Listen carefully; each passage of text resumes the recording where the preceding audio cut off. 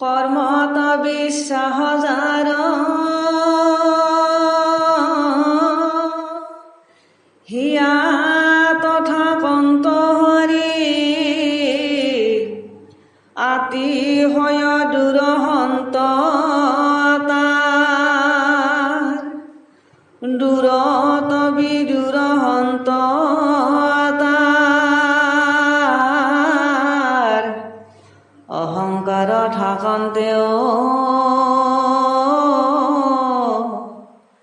সাক্ষাতে কৃষ্ণক পাৱে শ্ৰৱণ কীৰ্তন ধৰ্ম যায়।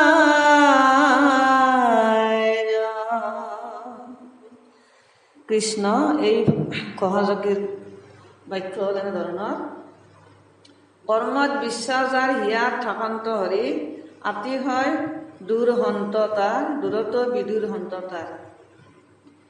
এই ঘোষাজোকাৰ মূল বাক্য হ'ল, মাধৱদেৱে এনেকৈ বুজাইছে যে যিজনে নিজৰ পুণ্য বা সৎকৰ্মৰ ওপৰত অতিমাত্ৰা বিশ্বাস বা অহংকাৰ ৰাখে, ভগৱান শ্ৰীকৃষ্ণই তেওঁৰ পৰা বহুত দূৰত অৱস্থান কৰে।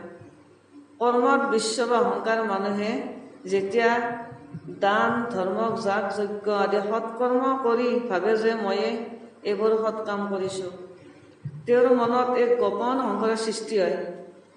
ভক্তি মাৰ্গত এনে অহংকাৰ সৰ্বনাশন যে ভগৱান ভক্তৰ বৈশ্য, গতিকে অহংকাৰী নহয়। ভগৱান ভক্তৰ বৈশ্য, তেওঁ অহংকাৰী নহয়। গতিকে নিজৰ কৰ্মফলৰ ওপৰত ভৰসা কৰি ঈশ্বৰক পাহৰি গ'লে ঈশ্বৰ আত্মহায় দূৰত থাকে। ইয়াৰ পিছৰ ঘোষাজোকা কৈছে যে অহংকাৰ থাকন্তে সাক্ষাতে কৃষ্ণক পাৱে শ্ৰৱণ কীৰ্তন ধৰ্ম যায়। অৰ্থাৎ যিয়ে নিজৰ কৰ্মৰ অহংকাৰ বাদ দি ভগৱান নাম শ্ৰৱণ কীৰ্তন কৰে, তেওঁ অতি সহজে ভগৱানক লাভ কৰিব পাৰে। কৃষ্ণ।